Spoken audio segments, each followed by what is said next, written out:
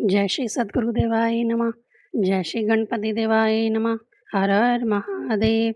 श्री महाशिव पुराण ज्ञान संहिता 46वां अध्याय। ऋषिगण कहते हैं, हे सूत, व्यास की कृपा से आप सभी पदार्थ से अवगत हैं। हम ज्योतिर्लिंगों का वर्णन सुनकर तृप्त नहीं हो पा रहे हैं, अतः आप विशेष रूप से इनकी कथा कहिए। सूत जी कहते हैं, आप लोगों का संग पाकर मैं धन्य हो गया, कृतार्थ हो गया। वह पापनाशी कथा कहता हूँ, श्रवण करिए। सभी शरीरधारी लोगों को मुक्ति देने वाली अवंती नगरी है। उस नगरी के किनारे महापुण्या लोक पावनी शिप्रा नदी प्रवाहित है। वहाँ एक सर्वकर्म तत्पर उत्तम ब्राह्मण निवास करते हैं। वे वेद अध्यायी तथा देव कार्य में सदा निरत रहा करते थे। वे अग्नि सेवा युक्त तथा सतत शिव पूजारत रहते थे। उन वेद प्रिय द्विज ने सर्वकर्म फल लाभ किया। उन साम्यक ज्ञानवान ब्राह्मणों ने सद्गति प्राप्त किया। हे ऋषि सतमो, उनके 4 पुत्र उनके ही समान थे। ज्येष्ठा का नाम देवप्रिय, द्वितीय का नाम प्रिय मेघ, तृतीय का नाम सुव्रत, चतुर्थ का नाम धर्मवादी सुवत्र था। वे भी वेदोक्त कर्म करने वाले तथा शिव पूजा प्रयाण थे। वे अपने पिता के ही अनुरूप थे। धर्म ही उनका एकमात्र आश्रय था। उन्होंने अपने पुण्य प्रताप से पृथ्वी पर सुख लाभ किया। जिस प्रकार शुक्ल पक्षीय चंद्र निरंतर बढ़ते रहते हैं, उसी प्रकार उनका सुखमय गुण नित्य बढ़ता रहता था। मानो उनके कारण अवंती नगरी ब्रह्म तेजोमयी हो गई। उस समय वहाँ जो घटित हुआ था वह श्रवण करिए। रतनमाल पर्वत पर दूषण नामक महान असुर रहता था। वह बलि दैत्यराज सतत धर्मद्वेषी था। उसने ब्रह्मा से वर लाभ किया था, अतः अपने आगे समस्त संसार को तुच्छ ही मानता था। वह पृथ्वी पर वेदोक्त धर्म स्मृति धर्म का उसी प्रकार नाश करने लगा जैसे सिंह खरगोशों का नष्ट कर देता है। उसने समस्त वेद धर्म को दूर कर दिया। सभी तीर्थ क्षेत्र अरण्य आदि में जहाँ जहाँ धर्माचरण था, उस दुरात्मा ने वह सब धर्म दूरीभूत कर दिया। वो कहीं भी वेदोक्त धर्म दृष्टिगोचर ही नहीं होता था। उस दैत्य ने देखा कि देश में एक रम्य अवंती नगरी है। यह विचार करके उसने जो कार्य किया, अब वह उसे सुनिए। वह असुर विशाल सेना लेकर ब्राह्मणों के पास आया। उसने दैत्यों से कहा, ये ब्राह्मण क्यों मेरी बात नहीं मानेंगे? हे दैत्य सतमो, मैंने जगतस्थ सभी देवता तथा ब्राह्मणों को वशीभूत किया है। क्या ब्राह्मणों को नहीं जीत सकूंगा? यदि वह जीवित बचना चाहे तब ये शैव धर्म तथा देवताओं के धर्म का त्याग करके सुख भोग करें, अन्यथा इनका जीवित रहना संभव नहीं है तथा इनके जीवन तथा सुख अभोग में भी संदेह होगा। तब यह कहकर 4 महाबली दैत्य एक एक करके एक एक दिशा में गए। उनके कृत्य से यह प्रतीत होने लगा कि प्रलय आ गया। अवंती में रहने वाले ब्राह्मणगण दैत्यों का यह वाक्य सुनकर दुखी नहीं हुए, कारण वह शिव ध्यान तत्पर थे। वह धैर्यवान ऋषिगण परम चिंता का विषय होने पर भी तनिक विचलित नहीं थे।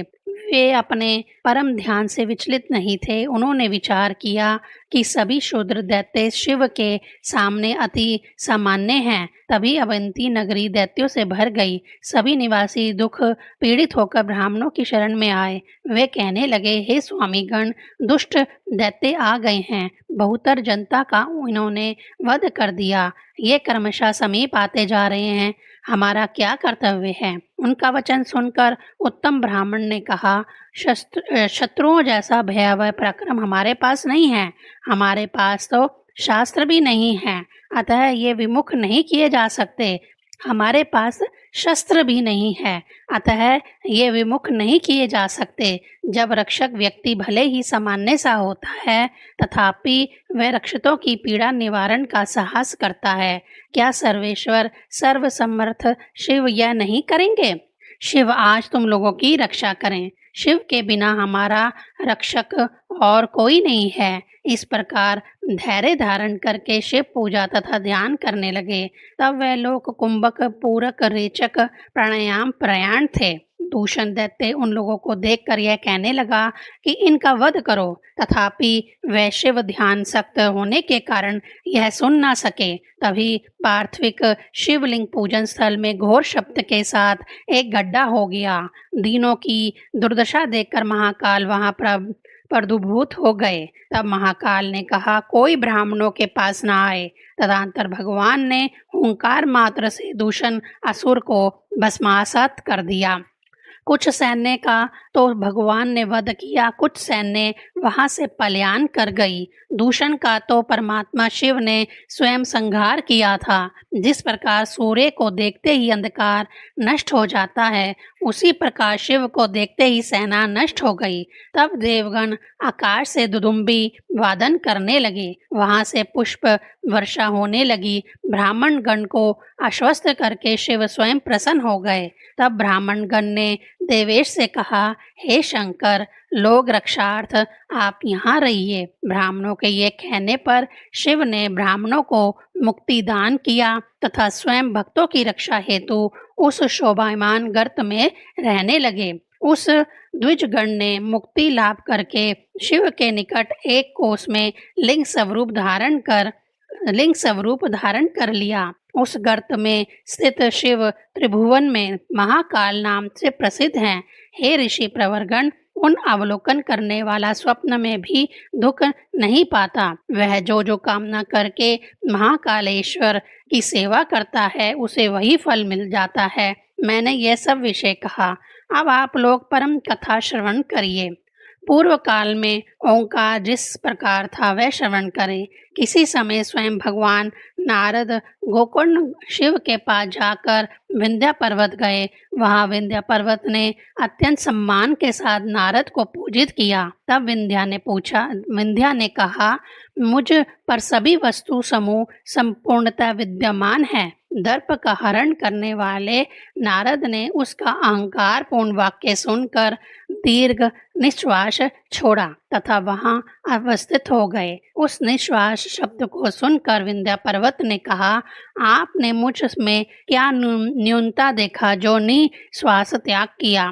विंध्या का कथन सुनकर नारद ने कहा, सुनो, तुम में सब कुछ तो है, तथापि सुमेरु पर्वत सर्व प्रधान है। सुमेरु की गणना देवताओं में होती है, तुम तो कदापि वह नहीं हो सकते। नारद यह कहकर यथास्थान चले गए। विंध्या इस बात से अनुतप्त हो गया तथा अपने जीवन को धिक्कार देने लगा। वह विश्वेश्वर शंभु की आराधना करने लगा तथा निश्चय किया, मैं सुमेरु जय करूंगा। तत्पश्चात उसने वही ओंकार यंत्र में पार्थिव शिव मूर्ति बनाया तथा उसने 6 मास निरंतर शिव आराधन किया। वह आसन से विचलित नहीं होता था, सदा शिव ध्यान में तत्पर रहता है। इससे शंभु प्रसन्न हो गए। उन्होंने अपना वेद वर्णित योगी गण दुर्लभ भक्तों हेतु वांछित रूप का दर्शन विंध्या को प्रदान किया। शंभु ने प्रसन्न होकर विंध्या से कहा, तुम्हारे मन में जो कामना हो वह कहो।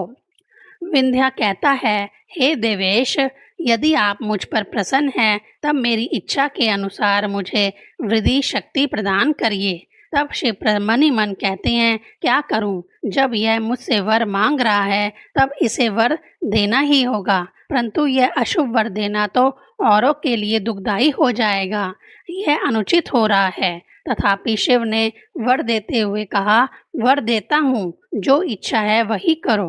तभी वहाँ निर्मल बुद्धि ऋषि तथा देवताओं ने आकर शंकर की पूजा करते कहा, आप यहाँ रहिए। लोक सुखार्थ शंकर ने वही किया। ओंकार यंत्र से एक लिंग तथा पार्थिव मूर्ति से दूसरा लिंग उदित हो गया। वहाँ विंध्या ने एक ओंकार यंत्र तथा पार्थिव मूर्ति रखकर तप किया था, अतः एक ही लिंग 2 प्रकार से आविर्भूत थे। ओंकार यंत्र से आविर्भूत सदाशिव का नाम था ओंकारेश्वर। पार्थिव मूर्ति से आविर्भूत लिंग का नाम था अमरेश्वर। देवगण ने इनकी पूजा द्वारा वृषभध्वज देव को संतुष्ट किया। तब देवताओं ने यह वर दिया कि जो कोई मनुष्य इन दोनों लिंग का पूजन करेगा उसे अब पुनः मात्र गर्भ में नहीं आना होगा, वह वांछित फल लाभ करेगा, इसमें संशय नहीं है। यह कहकर समस्त देवता वहीं अंतर्हित हो गए। यह मैंने आप सबसे फलप्रद ओंकार लिंग के आविर्भाव का वर्णन किया। अब पापनाशक केदारेश्वर का वर्णन करूंगा। 46वां अध्याय समाप्त। 47वां अध्याय।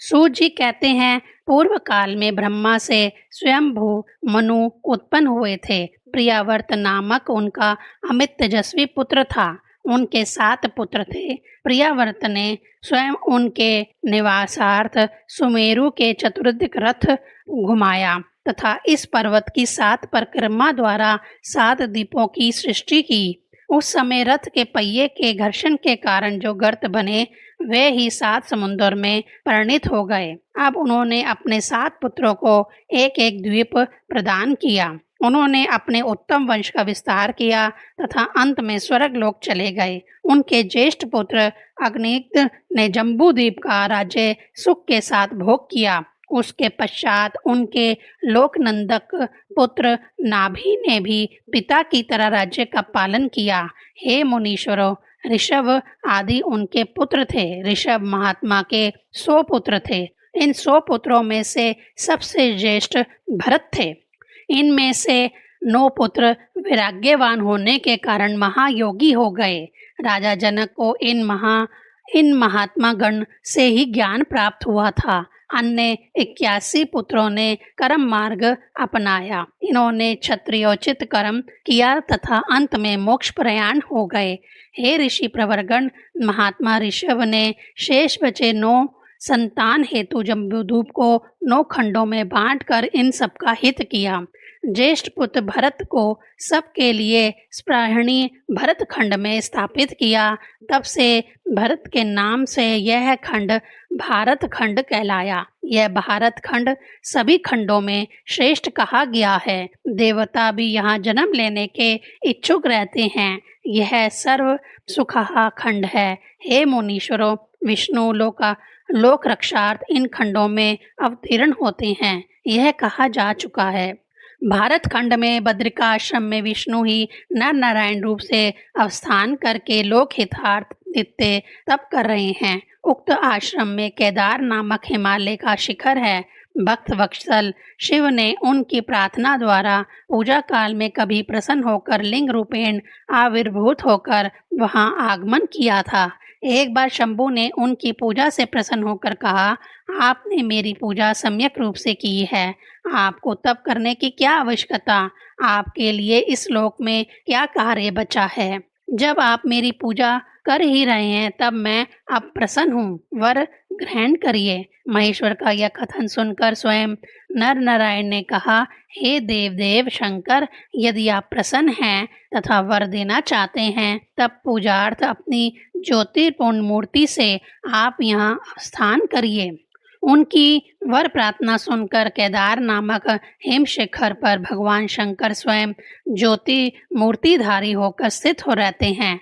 वह त्रिताप हरण करने वाले हैं। अतः ऋषि नर नारायण उनकी पूजा करने लगे एवं विविध भगवान शंभु लोक उपकारा तथा भक्तजन को अपना दर्शन प्रदान करने की इच्छा से केदारेश्वर नाम से द्वारा वहां आविर्भूत हो गए। देवता तथा सनातन ऋषिगण बद्रिका आश्रम में आकर उनका पूजन करने लगे। बद्रिका आश्रम निवासी ऋषि नित्य उनकी पूजा करके स्वयं को पवित्र अनुभव करने लगे थे। शिव नाम की ऐसी महिमा है कि उसी दिन से जो मनुष्य केदारेश्वर की भक्ति से पूजा करता है स्वप्न में भी उसे दुख नहीं मिलता। जो विष्णु भक्त हरि रूपांतित वल्ले हाथों में धारण करता है वह शिव मूर्ति हो जाता है।